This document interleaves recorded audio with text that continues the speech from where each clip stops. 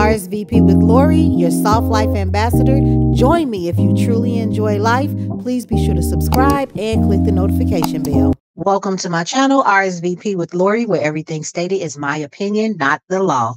I will be reviewing this season of Love Marriage Huntsville, which is season 8. This is episode 1 that aired on Saturday, May 4th. Okay, so the show opens up with Martel's arrest, his arrest photo. Then we go over to Mel's house. She has security there. And I don't know if it's 24-hour security, but I know she does still have security even after filming, because last weekend or so, she was outside playing with the kids and there was a security guard there. And I'll just want to say, now, everything I say is probably going to be very unpopular opinions about this show, but I want to say that I'm very disappointed in both Mel and Martel regarding their relationship, not their marriage, because Mel should not take any responsibility for the demise of their marriage, but the relationship, the co-parenting, everything that is going on with the back and forth. I'm disappointed in the both of them. I related to Mel so much, even though I'm much younger than her, because my first husband was a narcissist the same way Martel is. Like, he wanted to see me in the corner crying and failing so that I would run back to him, just like I think Martel does. So that's why I resonated with Mel so much. And it's like it just eats their soul alive to see you prosper. And that's what's bothering Martel so much. He thought that he was the key to their family's success. And that's what a lot of men don't recognize. You are successful 95% of the time because of the woman on your side. And when you don't realize that and you think you can make the magic happen no matter who you're with, whether you're single, whether you're married or whatever, God will humble you so fast. And that's exactly what's going on in Martel's life. He ruined his marriage. And I'm sorry to backtrack, but I just want everyone to know that may be new to my channel. These are my feelings about the show. Wrapped up. You ruined your marriage for a woman that you don't even take serious, that you won't even claim, even though you're divorced, even though you've had another child outside of your marriage with this woman. You won't even claim her and do the right thing. Like, I think Martel could have cleaned up his image had he taken Ariane serious. And I'm not going to call her out her name. Had he taken that woman serious, married her and built a family and did the right thing, I think he could have cleaned up his image and been blessed. If I was his PR team, that's what I would have told him. Instead of pretending like you had a real relationship with Sheree, even though I think they were dealing with each other, he didn't take Sheree serious. I don't think Sheree took him serious. It was all a calculated move. He's been spotted with other women outside of Ariane. He continues to claim that he is single. So it just muddies up the waters just more and more and more. He had the wine. That didn't go well. He didn't take that serious. He really didn't push hard for that. He had the cookbook. He didn't push for that. And he's doing things that aren't even on target for his brand. Like, if he had a real PR team, they would have automatically told him to do something with fitness and or suits. And he was supposed to have the suit line, but he didn't have enough money to make that happen. And it's just like he makes empty promises. I'm going to do this, I'm going to do that. And nothing ever happens. It never fruitions to real life. And then he's mad. And he thinks about, oh, if Mel was here, I know it would have happened. I know he thinks that. Anyway, that's my little backstory. We enter the scene with Martel talking with his mom, who is his enabler. She coddles him. And I just want to say this, whether you guys agree with me or not, there are so many Black mothers that treat their sons the same way Marlene has treated her sons and created terrible Black men in society. His brother is in jail. Martel was on his way down the wrong path right when he met Mel, when he got arrested for trying to steal an ATM machine with his family. And you create a selfish and narcissistic person because he does not think he needs to ever have any repercussions to his bad behavior.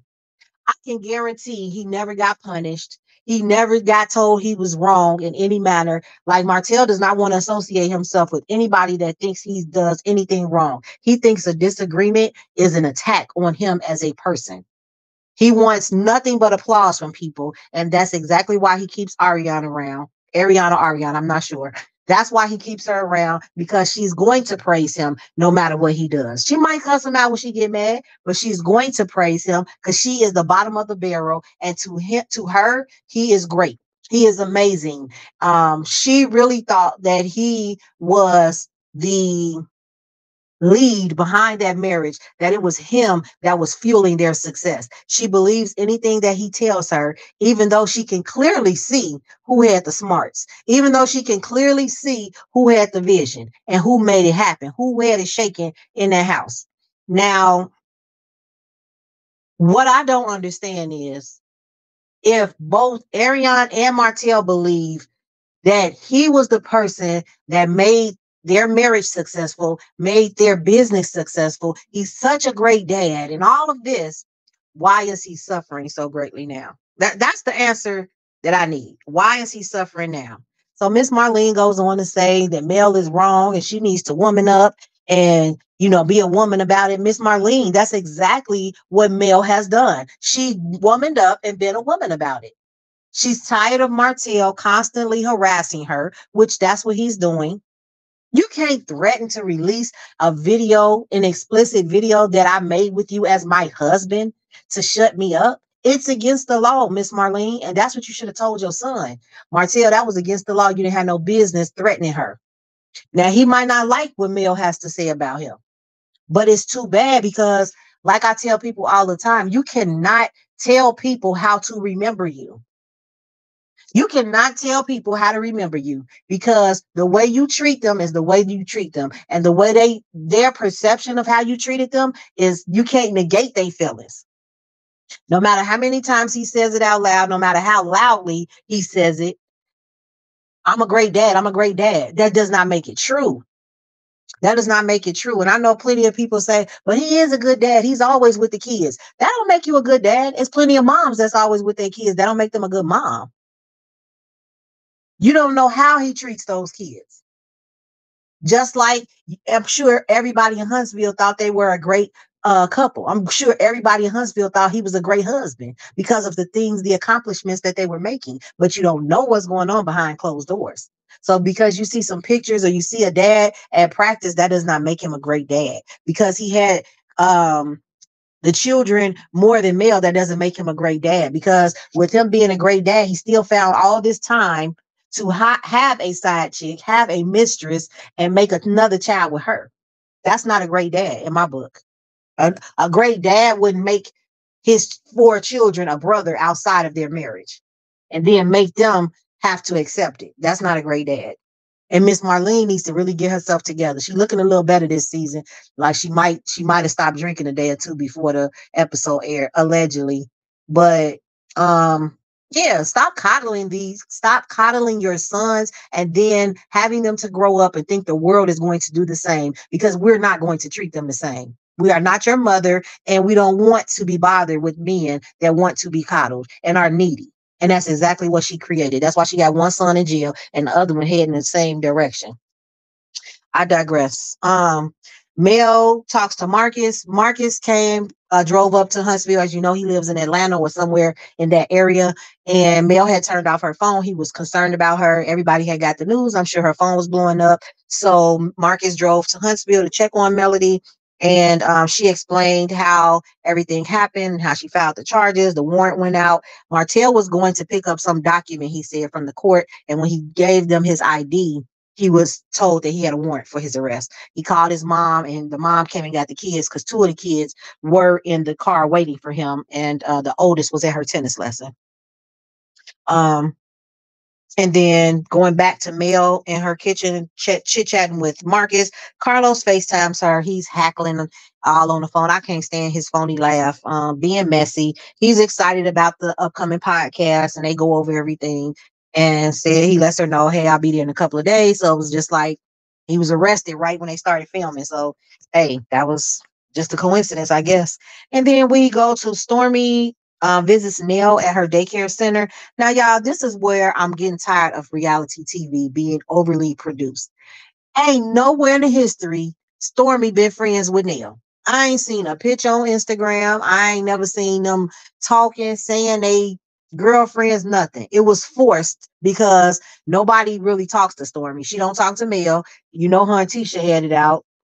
And Kimmy don't really mess with her, so she didn't have nobody else to talk to. I think the producer set her up and said, "Hey, ask these questions." Like they wanted to let us know what had been going on in real time, so they used Stormy to do so because she brought up everything. Kiki, and her behind the scenes with the bloggers, Martel getting arrested, the podcast, Destiny, Moses, and Sonny situation. I mean, they just went over everything. It was, to me, it was very phony.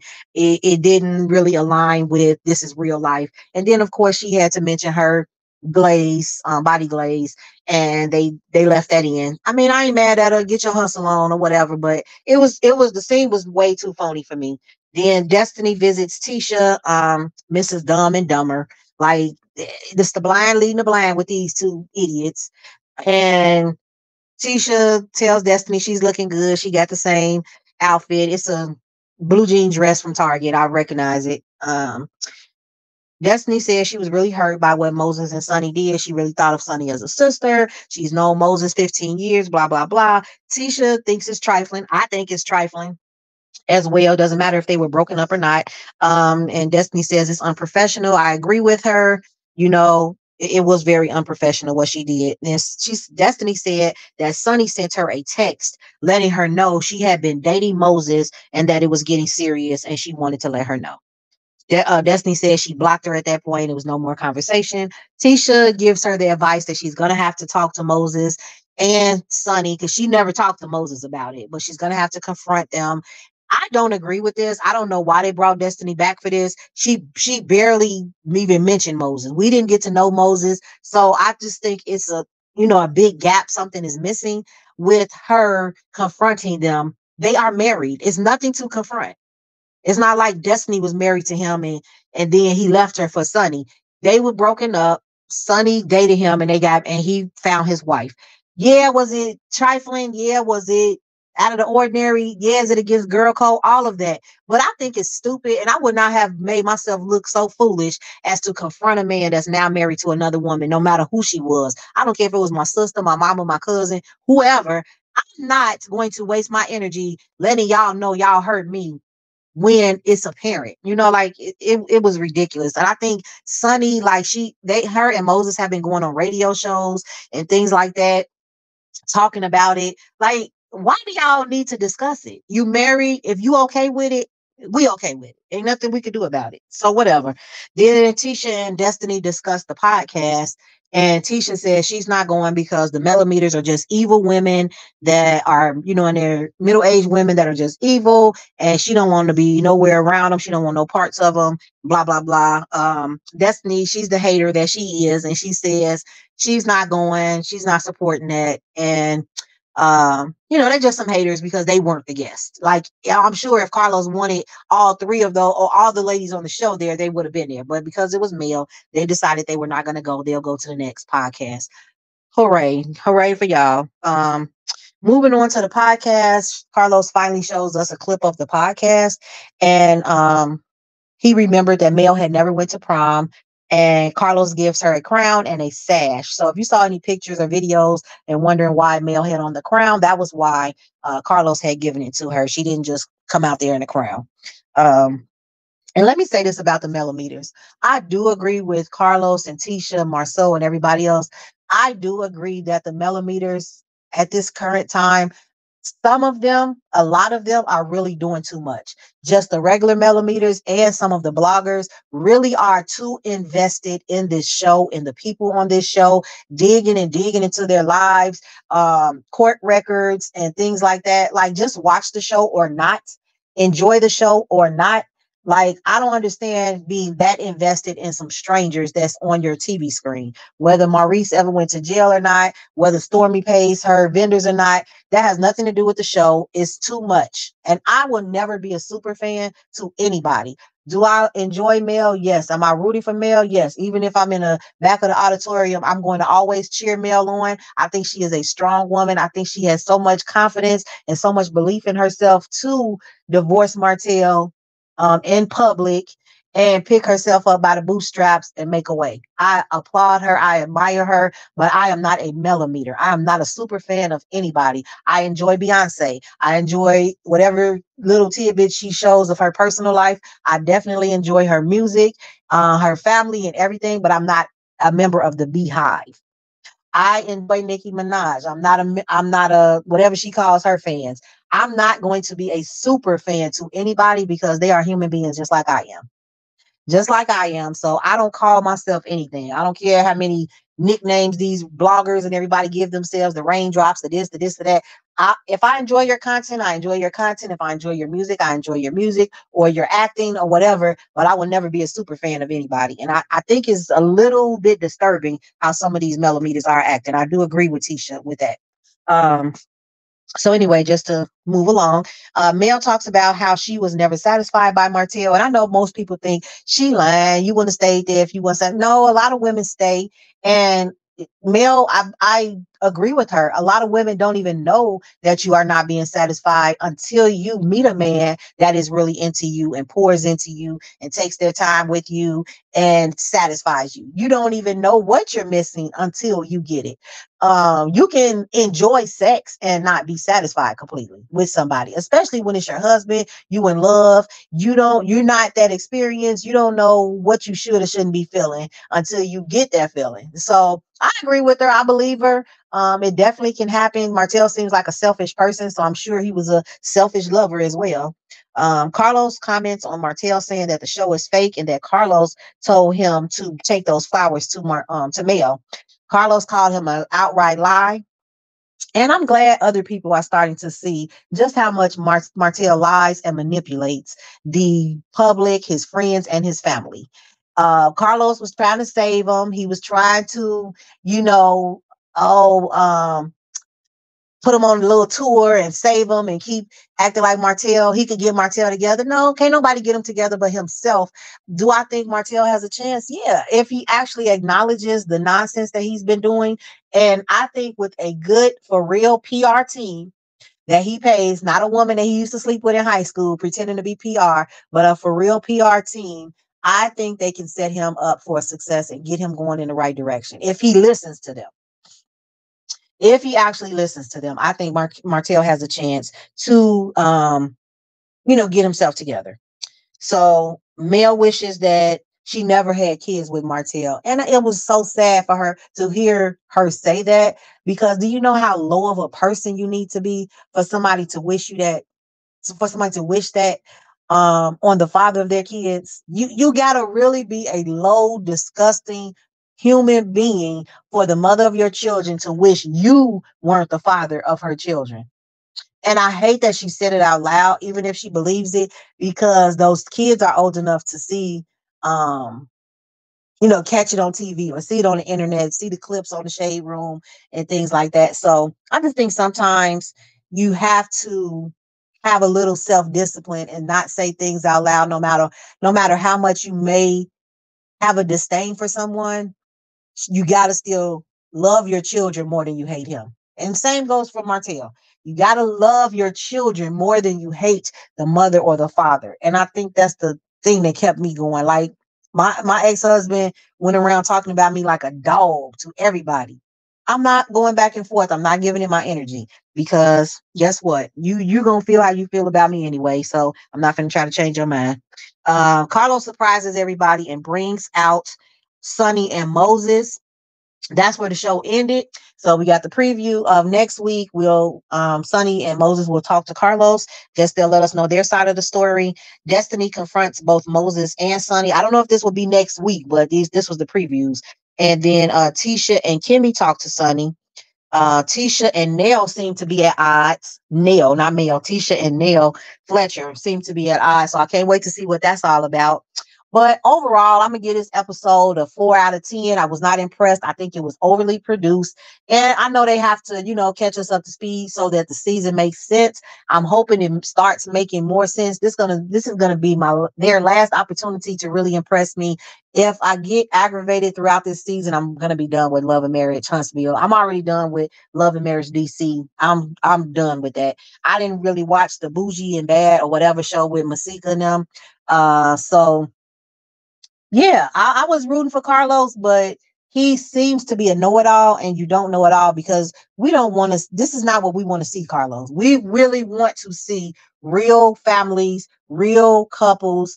And yeah, most couples do have trials and tribulations, but you don't show us any success. You don't show us the greatness of being married. You're not showing us the love in the marriage. It's just constant chaos. And that's not all we want to see. That's not all we want to see, even though I'm sure it occurs. Um, but I don't know people like that. I don't know people that just argue every time they get around somebody, and girlfriends that just can't get along for nothing, and they friends this month and not next month. I don't know real people like that. So the fact that you find these people that this is always the case is a little alarming to me. Anyway, thank you guys for listening until the end. I will be reviewing Love and Marriage Huntsville each and every week. Excited to really start getting more consistent on my channel. If you have any shows that you would like me to review, leave it in the comments. And thank you once again. Just remember, everything stated is my opinion, not the law. Thanks.